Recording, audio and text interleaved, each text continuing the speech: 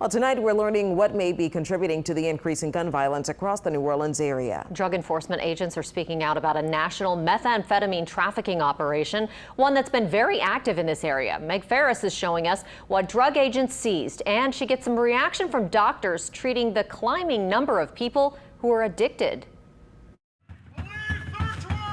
And we're targeting and we're going after the Mexican cartels that are benefiting from the methamphetamine trade. In the last 6 months, DEA agents in the New Orleans field office have been part of Operation Crystal Shield, a national operation to go after methamphetamine traffickers and dealers. We're seeing a lot more of the methamphetamine seizures now than we have this time last year. Why do you think that is? Well, I think what a lot of it has to do with this methamphetamine was produced in Mexico, and a lot of it was already smuggled into the United States and was sitting in these transportation hubs. They began shutting the borders down because of COVID-19. They began needing to supply all the other distribution centers. The special agent in charge of the New Orleans division says they're seeing an increase in meth in the city.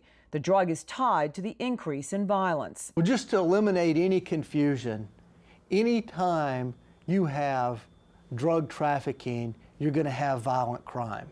And numerous studies have shown that particularly with methamphetamine, there's a predominance for violence. In 6 months, agents out of the New Orleans office made 411 arrests, seized 723 pounds, $4 million in cash and assets, and 23 guns.